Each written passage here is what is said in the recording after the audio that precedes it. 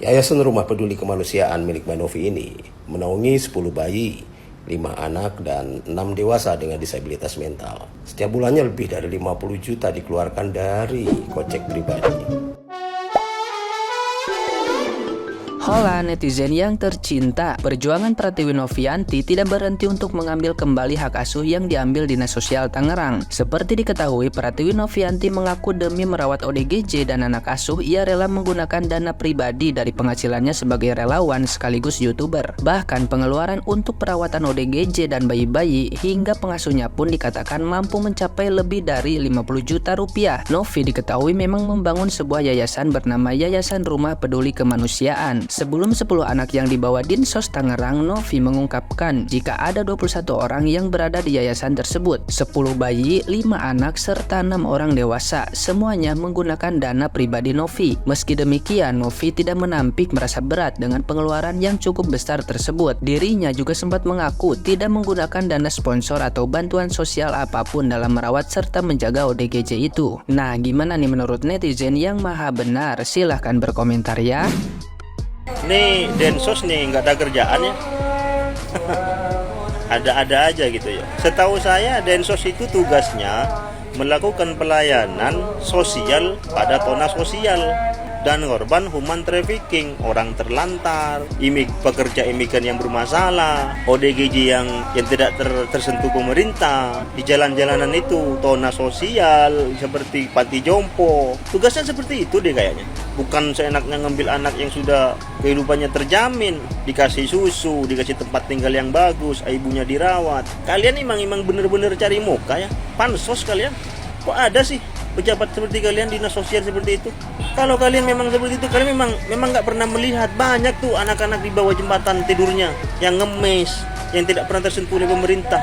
Kalian memang kalau kalian kerjanya di kantor terus, ya kalian nggak pernah melihat. Cobalah turun ke kota-kota atau ke pelosok-pelosok, carilah mereka yang membutuhkan bantuan, yang harus layak mendapatkan bantuan dari pemerintah. Nah ini yang kehidupannya jelas-jelas terjamin, mulai dari popok, tempat tinggal, makan, sudah jelas terjamin. Kalian seenaknya segitu aja. Kalian benar-benar pansos kalian, cari muka kalian gitu ya. Memang ada kerjaan banyak kok imigran yang bermasalah, banyak ODGJ yang di jalan-jalanan tidak tersentuh pemerintah, yang hidupnya terlantar, anak-anak, ibu-ibu. Kemana kalian? Jangan diem dong, jangan pura-pura tidak tahu kalian. Aneh-aneh sekarang nih, ini pejabat aneh-aneh nih sekarang. Ya kalau memang Mbak Novi ada kesalahan, ada surat-surat yang tidak terpenuhi oleh Mbak Novi, ngomonglah baik-baik kepada Mbak Novi. Oh ini tidak terdaftar di media sosial atau begini prosedurnya, ngomonglah. Bukan seperti itu jalannya. Terutama itu mbaknya tuh yang pakai jilbab hitam itu, sok-sokan gitu ngomongnya situ. Kamu itu dinas sosial, kamu itu memang, aduh, parah ya. Emang gak punya perasaan kalian? Aneh. Halo Mbak Duta Prosedur, saya mau tanya nih, seperti apa ya prosedur Dinsos Tangerang ini ketika menghadapi masalah sosial? Contohnya misalnya ODGJ, apakah turun ke jalan mencari para ODGJ, memberikan perawatan, makanan, memberikan pengobatan, mengurusi ODGJ korban perkosaan, hingga membiayai persalinan sesarnya, merawat anaknya, hingga memberikan santunan kepada anggota keluarganya, seperti yang dilakukan oleh Mbak Novi ini? Atau kalian hanya sibuk mengambil bayi-bayi yang ada di panti yang sudah dirawat dengan nyaman atas nama perizinan? Atau jangan-jangan malah demi turunnya anggaran? Yayasan Rumah Peduli Kemanusiaan milik Mbak Novi ini menaungi 10 bayi, 5 anak dan 6 dewasa dengan disabilitas mental. Nah, setiap bulannya Mbak Novi membiayai mereka dari kebutuhan bayi, peralatan bayi, popok, susu, peralatan ODGJ, perawatan para ODGJ ke rumah sakit jiwa, belum lagi biaya para pengasuhnya. Setiap bulannya lebih dari 50 juta dikeluarkan dari kocek pribadi. Dan saya mau tanya lagi nih kepada Mbak Duta Prosedur, apakah Mbak pernah untuk satu ODGJ saja Mbak merawatnya, membiayainya dari kantong pribadi seperti yang Mbak Novi lakukan ini? Sekarang saya sungguh bertanya, apa ya alasannya kenapa bayi itu harus diambil dari tempatnya? Kalau alasannya ingin diurus dan dirawat, di sana tempatnya sudah sangat nyaman, dan sangat terurus dan terawat. Semua ruangan bahkan ber-AC, tidak menggunakan kipas angin dan banyak nyamuk seperti di tempat sana. Lalu kalau alasannya perizinan, kenapa tidak dibantu untuk melengkapi? Kalau cuma ada pasal tidak ada perawatan bayi, ya diberitahulah apa yang harus dilakukan supaya klausul itu terpenuhi, bukan malah mengambil tindakan yang sangat tidak manusiawi. Dinsos Tangerang harusnya berterima kasih dengan orang-orang seperti Mbak Novi ini, bukan malah menunjukkan arogansi seakan-akan yang paling punya kompetensi. Gue agak sedih ya melihat berita ini. Dinsos diduga mengambil paksa 10 bayi terlantar ODGJ yang dirawat secara sukarela oleh YouTuber Pratiwi Novi. Kemudian ada mbak-mbak petugas Dinsos yang mengatakan, ya ini jadi pelajaran ya bahwa setiap hal yang dilakukan itu harus sesuai prosedur dan melibatkan pemerintah. Gue gak mau menyalahkan mbaknya juga, karena pasti dia bekerja itu atas instruksi dari lembaga dia. Tapi Dinsos juga harus paham loh, bahwa pengambilan paksa tersebut harus dilakukan juga dengan sesuai prosedur. Nah itu ada peraturan pemerintahnya, di mana sebelum melakukan tindakan tersebut, setidaknya Dinsos harus melakukan teguran sebanyak 3 kali. Masing-masing teguran itu jaraknya minimal 14 hari. Dan di dalam teguran itu harus menjelaskan apa kesalahannya, bagaimana cara memperbaikinya. Dinsos juga harus melakukan pendampingan dan bimbingan untuk memenuhi apa-apa saja yang kurang dalam teguran tersebut. Pertanyaannya, apakah Dinsos sudah melakukan itu? Kalau Dinsos mengerti secara utuh ya undang-undang mengenai kesejahteraan sosial, dia nggak akan melakukan hal ini. Kenapa? Karena undang-undangnya aja dibentuk itu dengan dasar memberikan peran kepada masyarakat seluas-luasnya untuk membantu pemerintah dalam penyelenggaraan kesejahteraan sosial. Kenapa begitu?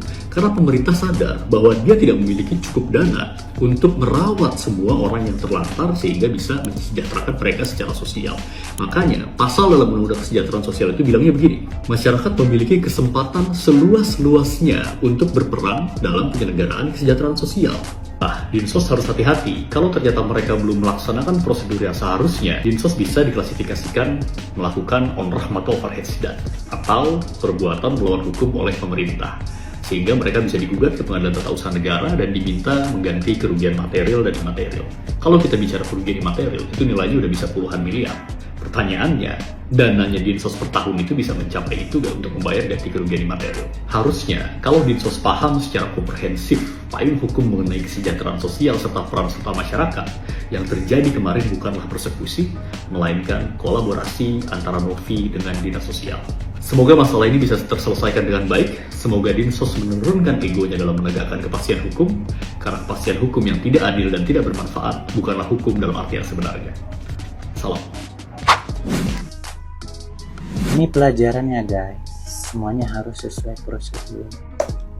Mbak yang pakai baju putih, yang pakai gelang, dinas sosial.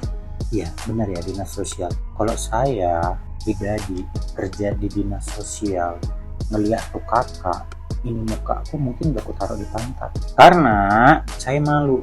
Yang harusnya itu tugas saya sebagai dinas sosial malah diambil alih oleh si kakak itu. Instansi. Nah, kenapa ketika mungkin udah, ya kalau mungkin viral nggak tahu lah ya, lepas dari ada segala macam prosedur, harusnya sebagai dinas sosial, ya kita datang ke sana. Ya kalau aku sebagai dinas, mungkin aku ke sana penyuluhan dan memberikan edukasi kepada si kakak itu untuk memenuhi persyaratan yang telah ada dan membantu dia dalam pengurusan. Saya nggak tahu nih, tahu menahu prosedur segala macam, tapi pakai hati nurani saja dah. Itu si kakak memberikan fasilitas kepada warga, kepada anak-anak, dan dengan antengnya mbak ngomong, ini pelajaran ya guys. Nah kalian nggak belajar guys sama kakak itu guys. Nah kalau mbak sendiri yang disuruh untuk memberikan itu fasilitas sama ibu-ibu dan anak-anak itu, sanggup nggak? Harusnya kita berterima kasih sama itu kakak, punya hati nurani, punya hati mulia. Lepas dari ada prosedur segala macam, ya seharusnya kakak itu nggak boleh dong sampai meneteskan air mata. Berarti ada sesuatu. Jangan disakiti lagi orang yang udah berhati mulia. Harusnya kita menopang dan membantu mereka sebagai dinas sosial sih menurut aku. Kalau mbaknya dari dinas sosial ya, netizen Indonesia kayaknya harus bersatu ya. Kita bantu yuk si kakak ini.